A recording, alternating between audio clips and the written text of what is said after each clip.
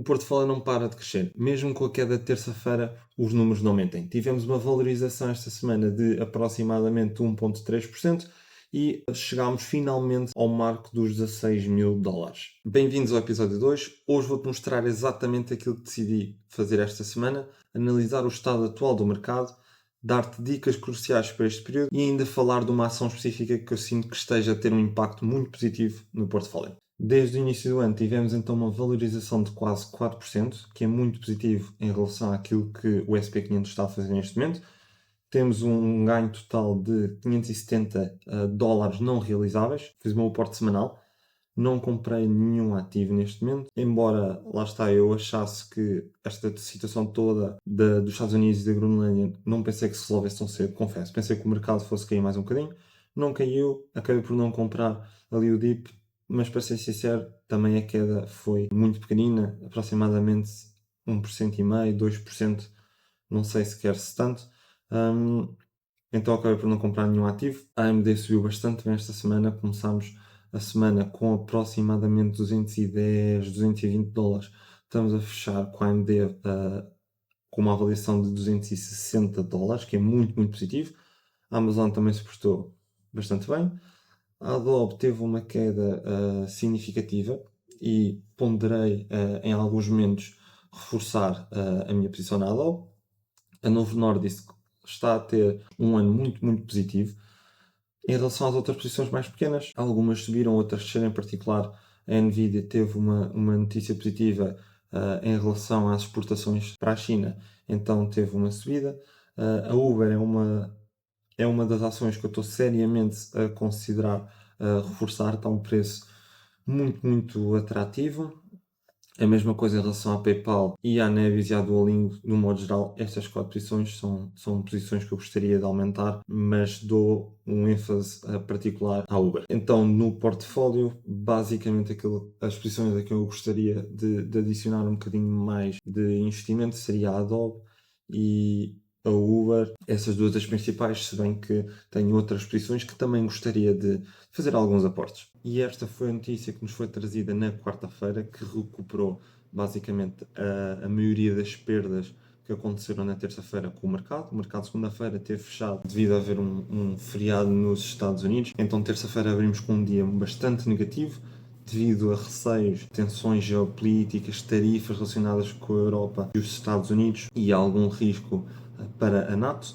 No entanto, quarta-feira, com a convenção que ocorreu na Suíça, houve então um pré-acordo entre os Estados Unidos e a Europa perante a Groenlândia, o que levou então aos mercados a recuperarem basicamente todo o valor que tinham perdido anteriormente. Olhamos para este gráfico no último episódio, que é o Forward P do SP500, onde pegamos no preço do SP500 e dividimos pelos lucros esperados para os próximos 12 meses. Vemos no gráfico que vai de 2008 até ao dia de hoje que estamos numa zona mais elevada do que a média.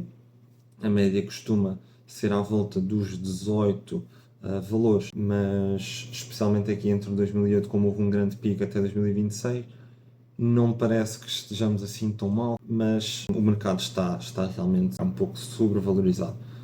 O que vai acontecer eventualmente é que o P/E ratio do SP500 vai tender a voltar aos valores normais, aos valores padrão. Isto pode acontecer de duas formas. Ou há uma queda barra correção do mercado, ou então os preços mantêm-se estáveis ou sobem um pouquinho, mas os resultados das empresas acabam por ser superiores. Ou seja, se os lucros da empresa subirem mais rápido do que sobe o preço da ação, então este rácio vai tender a baixar. Ou seja, não é necessário que haja uma queda ou uma correção do mercado para que o Forward P corrija. Isso acontece mais a curto prazo, mas se gradualmente os resultados das empresas forem melhorando, então o Forward P vai baixar. E porquê é que é importante esta métrica do Forward P? Basicamente ele diz-nos o quão caro está o mercado ou uma ação específica, se bem que empresas que crescem mais rápido merecem ter este rácio um bocadinho mais alto também, mas isso é assunto para outro vídeo. Mas mostro-vos aqui também um gráfico que nos mostra basicamente uma correlação entre este rácio e os retornos anuais ao longo dos próximos 10 anos. E vemos claramente que quanto mais alto o forward PE do mercado, então menor são os retornos anuais ao longo dos próximos 10 anos. Atenção que isto não é uma métrica certa. Mostro-vos aqui dois pontos que estão à volta dos 17, mais ou menos 17,5% de forward PE, onde trouxe um retorno de quase 0%, ou aliás, abaixo dos 0%, e outro trouxe-nos um retorno de à volta dos 15%. Ou seja, tínhamos a mesma valorização e os 10 anos seguintes foram muito diferentes. No entanto, existe sim esta correlação e é algo que temos de ter atenção. Ou seja, no meu caso, a minha estratégia não vai ser investir todos os aportes que eu faço no meu portfólio. Vou sim fazendo DCA, mas não quero aportar logo tudo de uma vez e fazer questão de comprar todas as semanas. E se acham estranho haverem 10 anos onde não há retornos no mercado, então têm de olhar um pouco mais a fundo. Dou-vos aqui alguns exemplos, nomeadamente aqui em 2007, 2008, onde o mercado atingiu uma valorização de $1.500. Se uma pessoa tivesse investido aqui nesta altura e não tivesse comprado no futuro, só ia ter um retorno even, ou seja, não ter perda nem lucro, neste caso até tem perda por causa da inflação, passado cerca de 6 anos, ok? Só passado 6 anos é que ela começa a ter algum retorno. Um exemplo um bocadinho mais extremo, aqui em 2000, se a pessoa tivesse investido em 2000 e não tivesse voltado a comprar, então aí ela iria começar a ter um retorno positivo em 2007, foi precisamente o sítio que falámos, o momento que falámos anteriormente, mas com a queda de 2008, então aí só iria ver um retorno positivo, lá está, novamente em 2013, o que nos leva a 13 anos perdidos.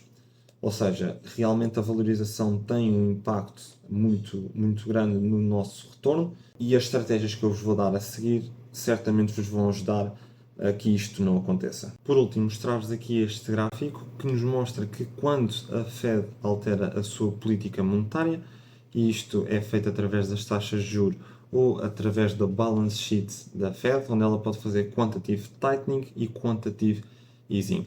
As taxas de juros, quando diminuem de valor, passa a ser mais barato às empresas e às pessoas de fazerem empréstimos no banco, ou seja, têm taxas de juros menores, que aumenta a liquidez do mercado.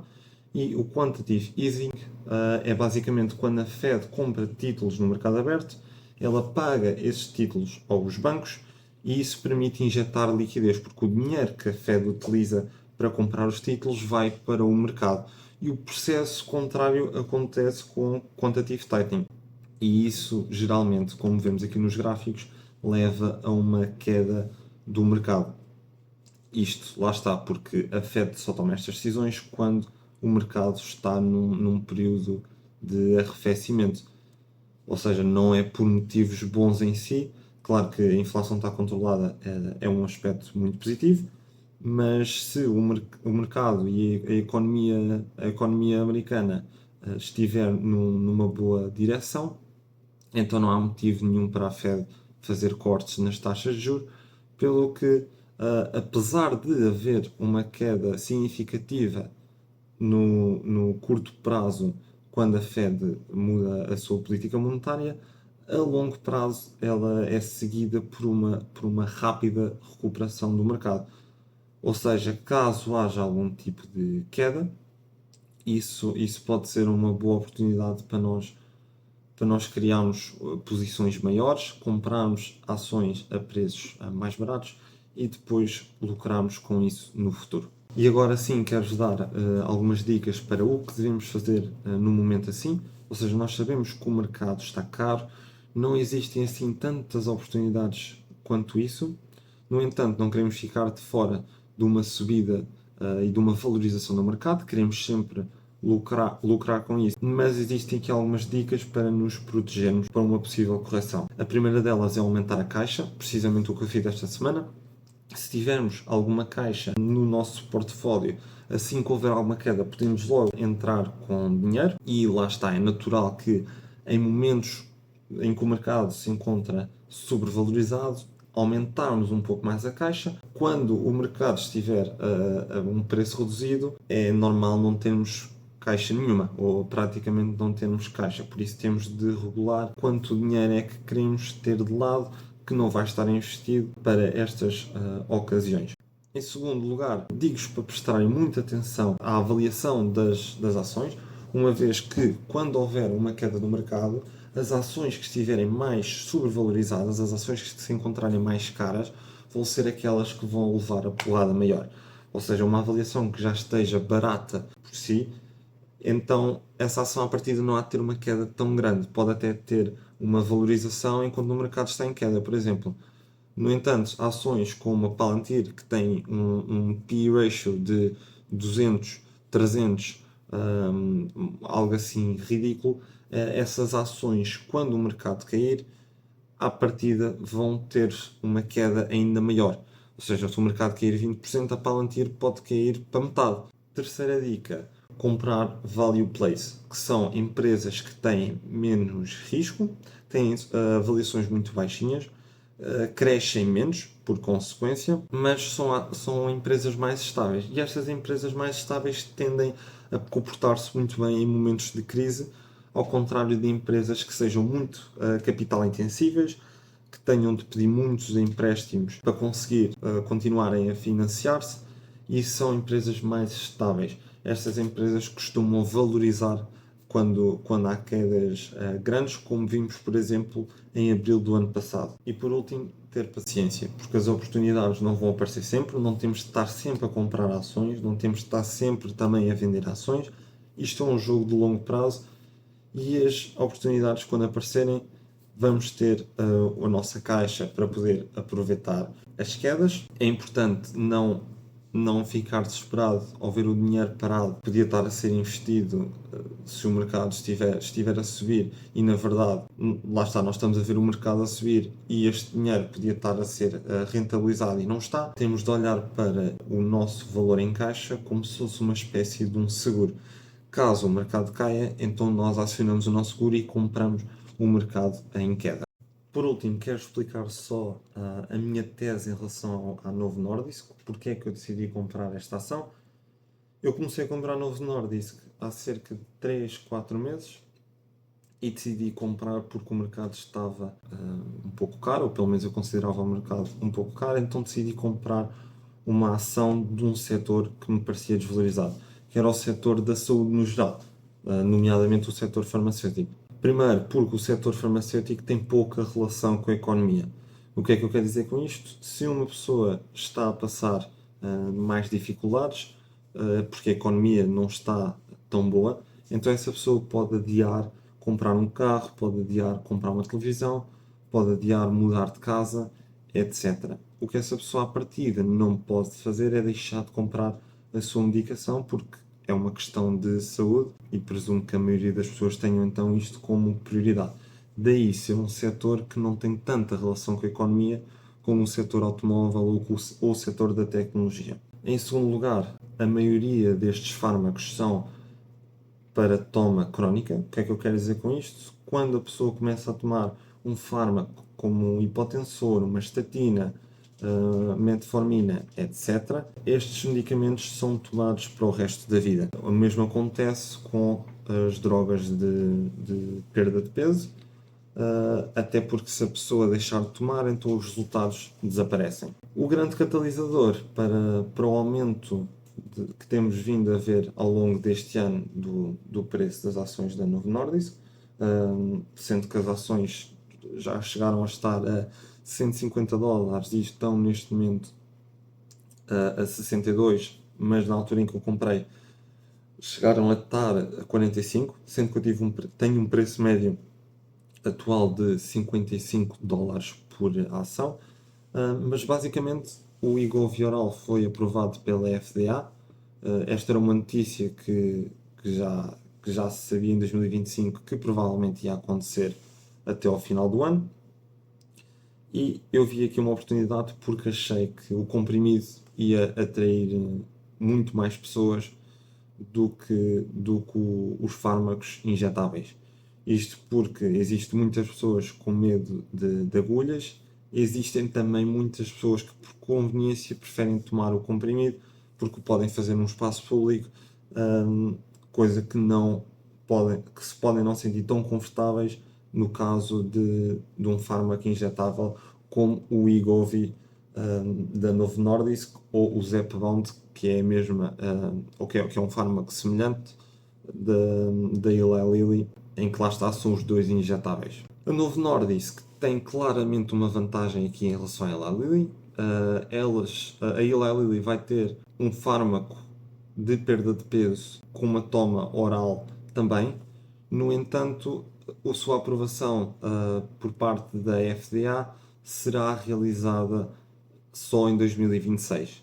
E isto era algo que já se sabia na altura em que eu comprei as primeiras ações da Novo Nordisk, e eu sabia que a Novo Nordisk ia ter a vantagem de ser a primeira a entrar no mercado e atrair pessoas que estariam então interessadas mais no fármaco como comprimido, e uma vez que essas pessoas iam começar a tomar a medicação, então raramente ocorre uma troca de fármacos. Ou seja, uma pessoa que começa a tomar um comprimido para perda de peso, a não ser que ache que vai ter melhores resultados com outro fármaco, ou vai ter menos efeitos colaterais, então a partir dessa pessoa vai se manter fixa naquele medicamento, o que então traz uma vantagem muito, muito grande à primeira empresa a ser lançada no mercado, que no caso foi a Novo Nordisk. Outra vantagem que a Novo Nordisk tem em relação à Eli Lilly, e esta seria impossível de prever, é que a aprovação por parte da FDA foi adiada cerca de um mês. E isto pode parecer que não tem muito impacto, mas estamos a falar de milhares e milhares de prescrições que são feitas por semana, e já vamos ver em seguida quais é que foram os valores. Mas lá está, como estas pessoas raramente trocam de medicação, então temos um impacto bastante grande e uma vantagem devido ao atraso da concorrência. Em relação aos resultados em si, a de Novo Nordisk tem resultados pouco superiores aos da Eli Lilly, não vos vou mentir, não há uma diferença muito grande entre um e outro, mas basicamente temos uma perda de 16% em 64 semanas para o fármaco da Novo Nordisk e uma perda de 12,4% em 72 semanas para o fármaco da Eli Lilly, com efeitos colaterais semelhantes. Falta-nos ainda perceber quais é que vão ser os custos da produção. Será que o fármaco da Novo Nordisk tem custos superiores? Essa é a questão de $1 milhão neste momento, e de que forma é que isso depois vai afetar as margens da empresa. E por último, falar aqui do número de prescrições que foram feitas para este fármaco. Tivemos resultados muito, muito bons, ainda só passaram cerca de 2 semanas desde o momento em que o fármaco foi aprovado, e só na primeira semana tivemos 4.000 novas prescrições para este fármaco. Essas 4.000 passaram a ser 20.000 na segunda semana, ou seja, tivemos um aumento muito, muito grande. Na semana 2, quando olhamos para o número de prescrições para o Wegovy, que é a droga da Novo Nordisk injetável, e o Zepbound injetável por parte da Eli Lilly, vemos que há uma diferença muito, muito grande entre as duas. Basicamente, o Wegovy oral teve o dobro das prescrições que teve o Zepbound na altura do seu lançamento, o que nos mostra que estamos num caminho positivo e que certamente isso vai refletir nos resultados da empresa. Por último, só corrigir um pequeno erro que eu fiz no meu último vídeo, onde apaguei um clipe em que estou a explicar o porquê de eu ter começado a investir, e esse motivo deve-se principalmente a um vídeo do Tiago Ramos com que eu me deparei em abril de 2024 e comecei a investir imediatamente nesse mês. Por isso, um grande shout-out ao Tiago Ramos por me ter mostrado este lado dos investimentos que eu desconhecia completamente. E por hoje é tudo. Se gostaste desta série e não queres perder episódios, aconselho-te a subscrever o canal, Estes vídeos vão sair todos os domingos. Espero ver-te cá na próxima semana e bons investimentos. Tchau, tchau.